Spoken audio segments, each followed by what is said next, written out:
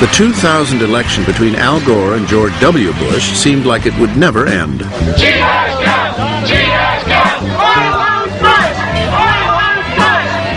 Gore won the popular vote, but neither candidate could claim victory in the Electoral College until it was determined who rightfully won the close race in Florida. Simply put, whoever won the state's 25 disputed electoral votes would win the presidency.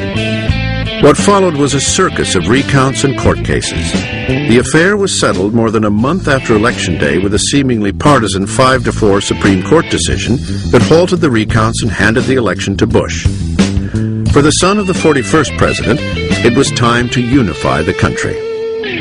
I think the expectation, at least in the press, was that because Bush had won so narrowly, he would be a fairly moderate figure. People like me who guessed that guessed wrong. Number 43, George W. Bush, Republican, first elected in 2000, 53 years old, from Texas. When he was elected, George W. Bush joined John Quincy Adams as the only presidential son to win the White House. The younger George Bush was more conservative than his father, but shared some similarities in his worldview.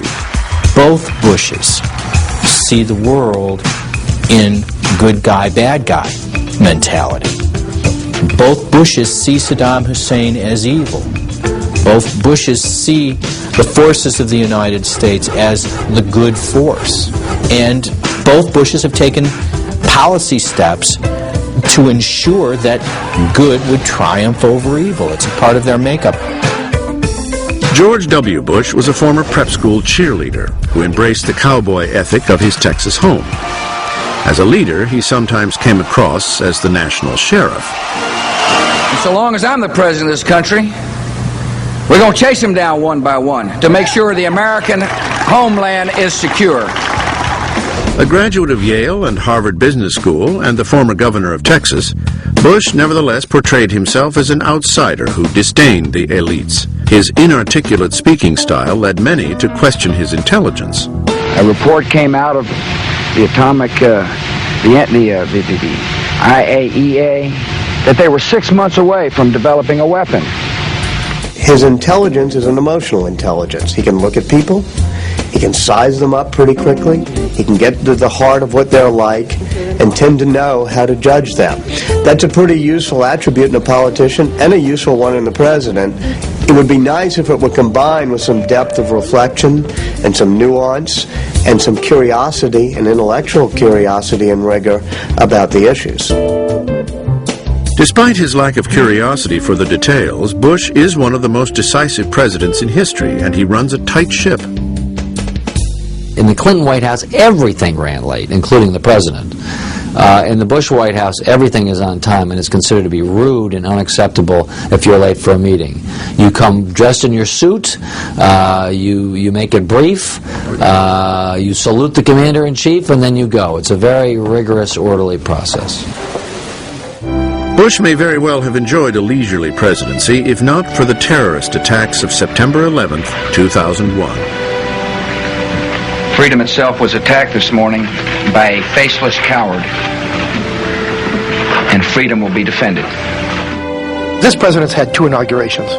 I mean, he had a formal constitutional inauguration, and then 3 days after September 11th, he had his real inauguration. And the people who knock these buildings down will hear all of us soon. Whether we bring our enemies to justice or bring justice to our enemies, justice will be done. What Bush was really code wording to the American people is revenge. We're going to get who did this to us. With the overwhelming support of the American public, Bush launched a military campaign that rid Afghanistan of the terrorist-harboring Taliban government. At the same time, he centralized domestic security under a new federal bureaucracy, the Department of Homeland Security. He came to Washington sworn to making government less central to our lives. And yet, because of events that no one could have foreseen, he has presided over, arguably, the greatest centralization of authority in Washington, perhaps since Lyndon Johnson. In his 2002 State of the Union address, Bush seemed to widen the scope of his war on terror to include regimes in North Korea, Iran, and Iraq. States like these and their terrorist allies constitute an axis of evil, arming to threaten the peace of the world. We know now that this expression, the axis of evil, grew partly as cover. Bush wanted to signal that he wanted to go after Iraq, but he didn't want to be too obvious about it. After a failed attempt to win international support for overthrowing Saddam Hussein, Bush used his new doctrine of preemption to launch a unilateral war in Iraq.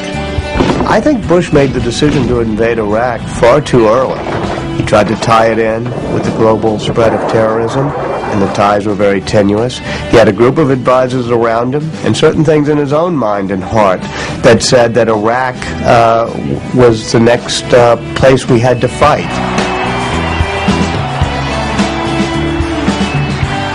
In 2004, George W. Bush avoided the fate of his father when he was re-elected to a second term. It's still too soon for historians to assess his presidency. We do know this, though, that it is an important presidency. And that's more than we know about many presidencies. The walls of the White House bear witness to the storied history of the American presidency. Men from all parts of the country and all walks of life, each took on the office with high hopes and pledged to lead the country to the best of his ability.